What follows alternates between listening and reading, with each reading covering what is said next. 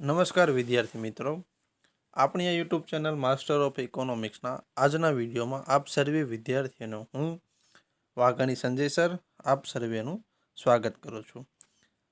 આજના વિડીયોમાં આપણે વાત કરવાના છે અર્થશાસ્ત્ર વિષય ધોરણ 12, જેમાં હમણાં જ 28 તારીખે જે એકમ કસોટી નંબર 5 લેવામાં આવેલી તેનું આપણે પેપર સોલ્યુશનની ચર્ચા છે એ કરવાના છીએ. તો ચાલો તેની વિગતે ચર્ચા છે કરીએ. સૌથી પહેલાં છે વિભાગ નંબર 1 એટલે કે એ, જેમાં 1 થી 5 હેતુલક્ષી પ્રશ્નો આપેલા હશે. હેતુલક્ષી પ્રશ્નો એટલે કે MCQ. 1 થી 4 ABCD 4 ઓપ્શનમાંથી કોઈ એક સાચો જવાબ આપણે પસંદ કરીને લખવાનો છે.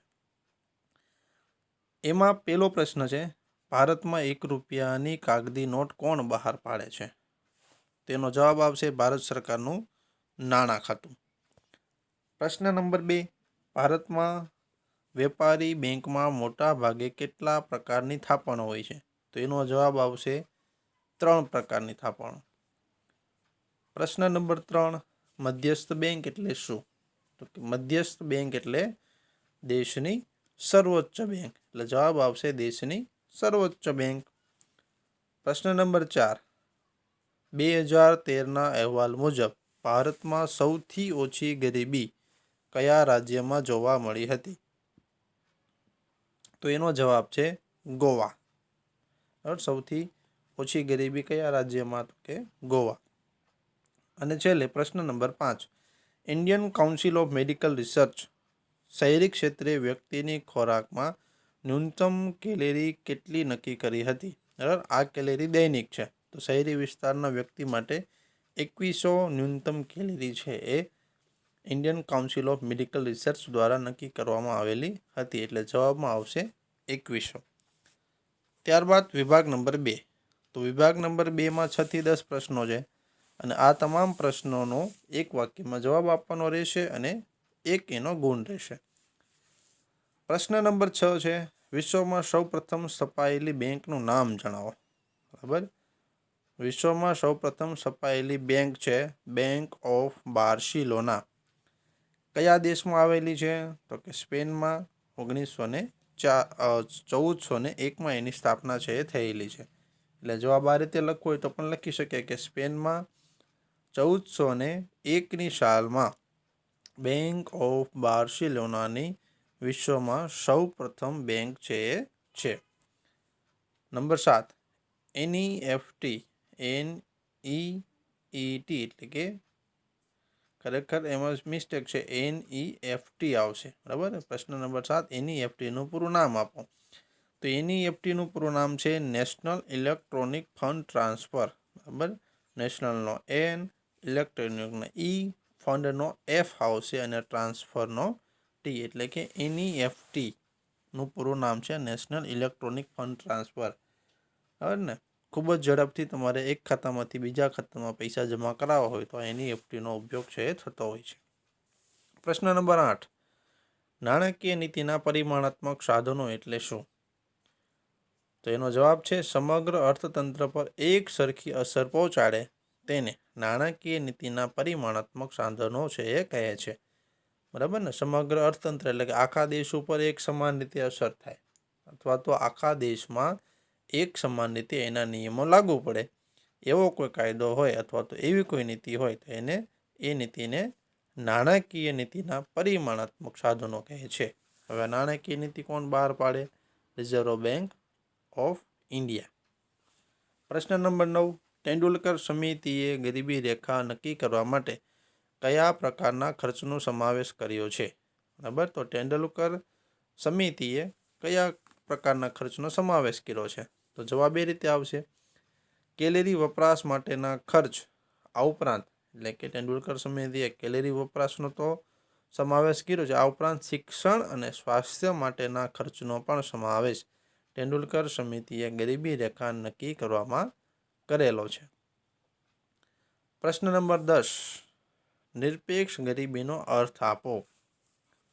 તેનો જવાબ છે જીવનની લઘુત્તમ જરૂરિયાતો સંતોષવા માટે, જરૂરી ચીજવસ્તુઓ અને સેવાઓ ખરીદવા માટે નક્કી કરવામાં આવેલા આવક કે ખર્ચની લઘુત્તમ સપાટી એટલે ગરીબી રેખા, અને આ ગરીબી રેખાથી ઓછી આવક કે ખર્ચ ધરાવતો વર્ગ એટલે નિરપેક્ષ ગરીબી. બરાબર ને? આની વિગતે ચર્ચા આપણે આપણો જે આગળનો વિડીયો પાર્ટ નંબર 2, બરાબર, પાર્ટ 5 પાર્ટ નંબર 2માં આપણે આની વિગતે ચર્ચા છે એ કરેલી છે નિરપેક્ષ ગરીબી વિશેની.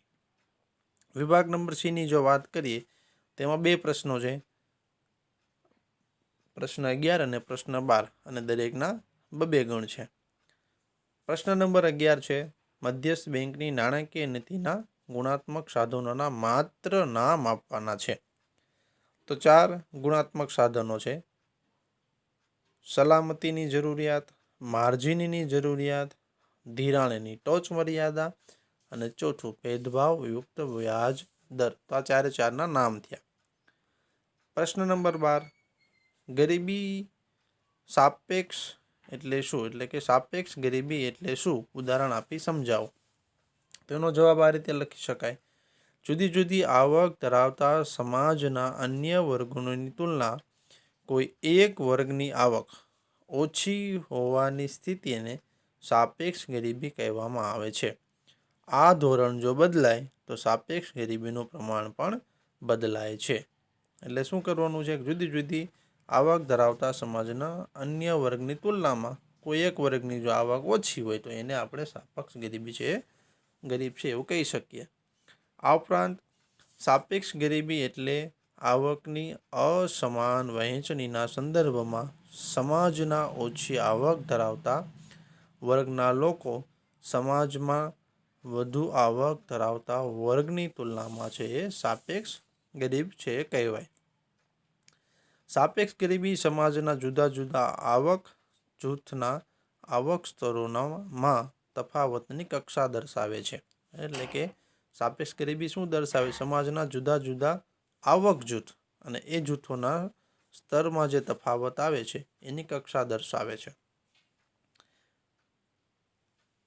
પ્રશ્ન વિભાગ નંબર D, જેમાં પણ 2 પ્રશ્નો છે, પ્રશ્ન 13 અને પ્રશ્ન 14. દરેકના 3 ગુણ રહેશે. તેમાં પહેલો પ્રશ્ન છે, વેપારી બેંક અને મધ્યસ્થ બેંકનો તફાવત જણાવો. તો અહીંયા આપણને વેપારી બેંક અને મધ્યસ્થ બેંકનો તફાવત આપેલો છે, જે જોઈએ.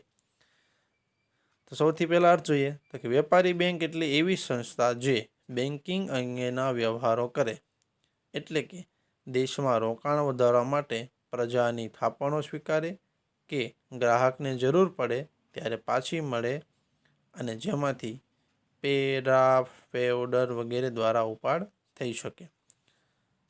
મધ્યસ્થ બેંક શું છે? તો કે મધ્યસ્થ બેંક એટલે એવી સંસ્થા કે જે તે દેશના અથવા તો પ્રજાના સામાન્ય હિત માટે અર્થતંત્રમાં નાણાંના જથ્થાના અથવા તો પ્રમાણના વિસ્તરણ અને સંકોચનની જવાબદારી સોંપવામાં આવી હોય. એટલે મધ્યસ્થ બેંકનું કામ શું છે? કે સમગ્ર અર્થતંત્રમાં નાણાંનો વધારો અથવા તો નાણાંનો સંકુચન કરવાનું કામ છે એ મધ્યસ્થ બેંકનું છે. જ્યારે વેપારી બેંકનું કામ શું છે? તો કે એ પ્રજાની થાપણો સ્વીકારે છે અને ગ્રાહકને જ્યારે જરૂર પડે ત્યારે એમને ફરી પાછા પૈસા છે આપે છે. કામ શું? તો કે વેપારી બેંકોનું મુખ્ય કાર્ય થાપણો સ્વીકારવાનું અને ધિરાણ કરવાનું છે. જ્યારે મધ્યસ્થ બેંકનું કામ શું છે? તો કે મધ્યસ્થ બેંકનું મુખ્ય કાર્ય ચલણ બહાર પાડવાનું ઉપરાંત નાણાં બજાર અને બેન્કિંગ ક્ષેત્ર પર નિયમન રાખી નાણાકીય સ્થિરતા જાળવવી એ મધ્યસ્થ બેંકનું કામ છે. હેતુ જોઈએ. વેપારી બેંકનો મુખ્ય હેતુ નફાનો છે, જ્યારે મધ્યસ્થ બેંકનો મુખ્ય હેતુ અર્થતંત્રમાં નાણાંનું સંચાલન યોગ્ય રીતે થાય તે જોવાનું છે. પ્રકારો જોઈએ. વેપારી બેંકના જુદા જુદા પ્રકારો જોવા મળે છે, જ્યારે મધ્યસ્થ બેંકનો કોઈ પ્રકાર જોવા મળતો નથી. વેપારી બેંકો શાક સર્જનની કામગીરી. વેપારી બેંકો શાક સર્જનની પ્રવૃત્તિ કરી નાણાંનો પુરવઠો વધારે છે, જ્યારે મધ્યસ્થ બેંક શાક સર્જન પર નિયંત્રણ કરી નાણાંના પુરવઠાનો અર્થતંત્રની જરૂરિયાત મુજબ નિયંત્રિત કરે છે. જવાબદારી કોની શું છે?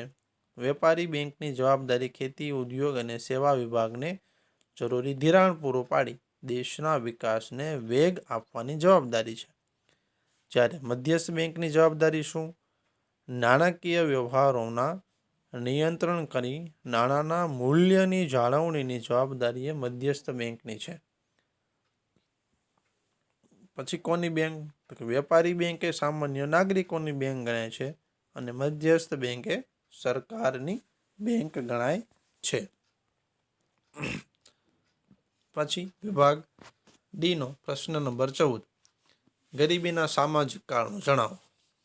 બરાબર, તો અહીંયા આપણે ગરીબીના સામાજિક કારણો જોઈએ. એમાં પહેલું કારણ છે શિક્ષણનું નીચું સ્તર. એમાં શું લખી શકાય? તો કે ભારતમાં ગરીબી માટે એક મહત્વનું કારણ શિક્ષણ, તાલીમ અને કૌશલ્યની ઉણપ છે. બરાબર ને, ભારત દેશમાં આ સૌથી મોટું કારણ છે. શિક્ષણ નથી, લોકો પાસે પૂરતી તાલીમ નથી અથવા તો કૌશલ્ય નથી. આના લીધે શું થાય? તો કે શિક્ષણના નીચા સ્તરને કારણે ખાસ કરીને ગ્રામીણ ક્ષેત્રમાં કૃષિ ક્ષેત્રે નવી ટેકનોલોજી, નવી ખેત પદ્ધતિઓ, સંસાધનો, ખેત ઉત્પાદનના વેચાણ માટે બજારનો લાભ છે એ પ્રાપ્ત થતો નથી. આના પરિણામે ખેતી ક્ષેત્રે એક તરફ હેક્ટર દીઠ ઉત્પાદકતા ઓછી રહે છે. એટલે કે શિક્ષણના અભાવને લીધે શું થાય? તો કે હેક્ટર દીઠ ઉત્પાદકતા ઓછી રહે. તો બીજી તરફ શ્રમિક દીઠ ઉત્પાદકતા પણ નીચી રહે છે, જે ખેડૂતોની નીચી આવકોમાં પરિણમે છે. આ ઉપરાંત શિક્ષણના નીચા સ્તરને કારણે ગામડાઓમાં વૈકલ્પિક રોજગારીની તકો પણ ઓછી મળે છે, વેતન દરો પણ નીચા રહે છે અને તેથી ગરીબીનું સ્તર છે એ ઊંચું રહે છે. પછી બીજું કારણ લૈંગિક અસમાનતા, એટલે કે સ્ત્રી પુરુષની જે અસમાનતા છે એના વચ્ચેની વાત છે. ભારતમાં સ્ત્રી પુરુષ અસમાનતા શરૂઆતથી જ અસ્તિત્વમાં છે. સમાજમાં સ્ત્રીઓના સ્વાસ્થ્ય પ્રત્યે ઓછું ધ્યાન આપવામાં આવે છે. પરિણામે સ્ત્રીઓમાં કુપોષણ, ઓછું વજન, નબળાઈનું પ્રમાણ વધારે છે, જેના પરિણામે પ્રસૂતિ સમયે માતા મૃત્યુદર ઊંચો રહે છે તેમજ નવા જન્મ લેતા બાળકોના સ્વાસ્થ્યમાં ઘટાડો કરે છે.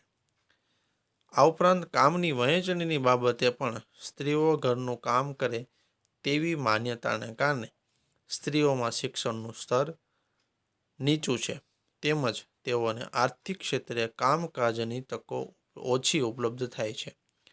આ ઉપરાંત કામકાજના સ્થળે પુરુષ કરતાં સ્ત્રીઓના વેતન દરો સામાન્ય રીતે ઓછા જોવા મળે છે.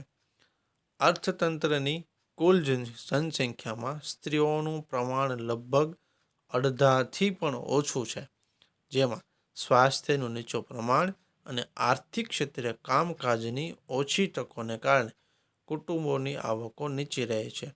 તેથી ગરીબી વધુ પ્રમાણમાં છે એ જોવા મળે છે. આ બે કારણો છે એ આપણે લખી શકાય. આ ઉપરાંત અન્ય કારણો પણ તમે છે એ લખી શકો છો. અને પ્રશ્ન નંબર 15, વિસ્તારપૂર્વક જવાબ આપો. છેલ્લો પ્રશ્ન છે ગરીબીના આર્થિક કારણો સમજાવો. તેમાં પહેલું આપણે કારણ લીધું છે શ્રમિક દીઠ નીચી ખેત ઉત્પાદકતા. ભારતમાં ગ્રામ્ય ક્ષેત્રે ગરીબી વધુ હોવા માટેનું એક મહત્વનું કારણ તે કૃષિ ક્ષેત્રે શ્રમિકની નીચી ખેત ઉત્પાદકતા છે. કૃષિ ક્ષેત્રે સિંચાઈની સગવડોનો અભાવ, અપૂરતી ટેકનોલોજી, શિક્ષણ અને તાલીમની ઉણપ, મૂડીરોકાણનો નીચો દર, વસ્તુનું વધુ પડતું ભારણ વગેરેને કારણે શ્રમિક દીઠ ખેત ઉત્પાદકતા છે એ આપણા દેશમાં નીચી છે.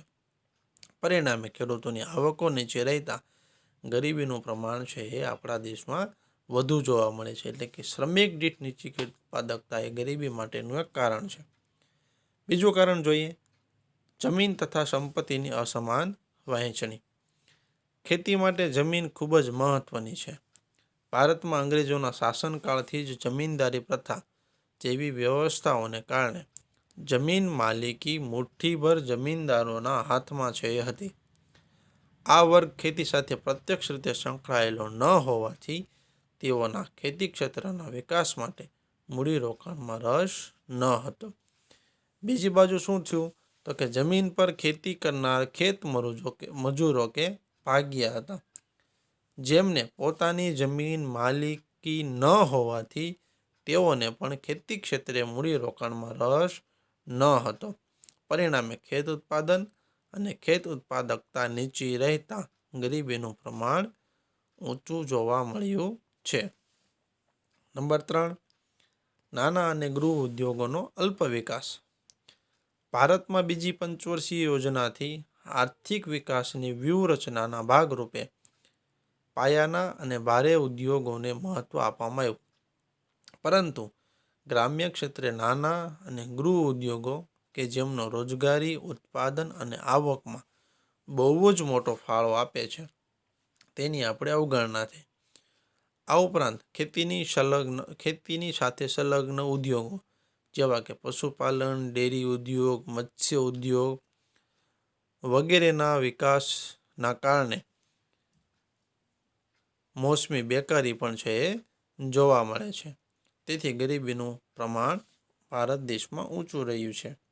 નંબર 4, ઝડપથી વધતા ભાવો. વધતા ભાવો ગરીબીને ગંભીર રીતે અસર કરે છે. યુદ્ધ, દુષ્કાળ, નીચી રાષ્ટ્રીય ઉત્પાદન, ઝડપથી વધતી માંગ, ઉત્પાદન ખર્ચમાં થતો વધારો વગેરે કારણોસર ચીજવસ્તુઓ, સેવાઓ તેમજ ખાદ્ય ચીજોમાં ભાવોમાં ઝડપથી વધારો થાય છે, જેના પરિણામે ઓછી આવકવાળા વર્ગની ખરીદ શક્તિમાં ઘટાડો થાય છે. તેમના જીવનનું સ્તર નીચું આવે છે, ગરીબી વધે છે અને બીજી તરફ વધતા ભાવોની સ્થિતિમાં ઉદ્યોગપતિઓ, વેપારીઓ અને મોટા ખેડૂતોને છે એમાં ફાયદો થાય છે. તેથી સમાજમાં આવકની અસમાનતા છે એ વધે છે. નંબર 5, ગરીબીનું ઊંચું પ્રમાણ. ભારતમાં મોટાભાગની બેરોજગારીનું ઊંચું પ્રમાણ. ભારતમાં મોટાભાગની વસ્તી ગામડાઓમાં ખેતી ક્ષેત્ર પર નભે છે, પરંતુ મોટાભાગની ખેતી વરસાદી ખેતી હોવાથી વર્ષમાં એક જ કે બે જ પાક લેવાય છે. આથી ખેતી ક્ષેત્રે મોટા પ્રમાણમાં મોસમી બેકારી જોવા મળે છે. ઝડપથી વધતી વસ્તી અને સંયુક્ત કુટુંબ પ્રથાને કારણે ખેતી પર વસ્તીનું ભારણ વધતા પ્રચ્છન્ન બેરોજગારી છે એ વધે છે. ટૂંકમાં આ રીતે આપણે આ પ્રશ્નનો જવાબ છે એ લખી શકીએ. સંપૂર્ણ વિડીયો જોવા બદલ આપ સર્વે વિદ્યાર્થીઓનો ખૂબ ખૂબ આભાર. અને ફરી આવા વિડીયો સાથે આપણે મળતા રહીશું. તમારે કોઈ પણ અર્થશાસ્ત્ર વિશેને લગતી માહિતીને લગતી જરૂરિયાત હોય તો મને તમે કોમેન્ટ છે કરીને જણાવી શકો, જેથી કરીને તમને અર્થશાસ્ત્રના આવા જ વિડીયો આપણે છે એ મૂકતા રહીશું. ફરી આવનારા વિડીયોમાં આપણે મળીશું. આભાર.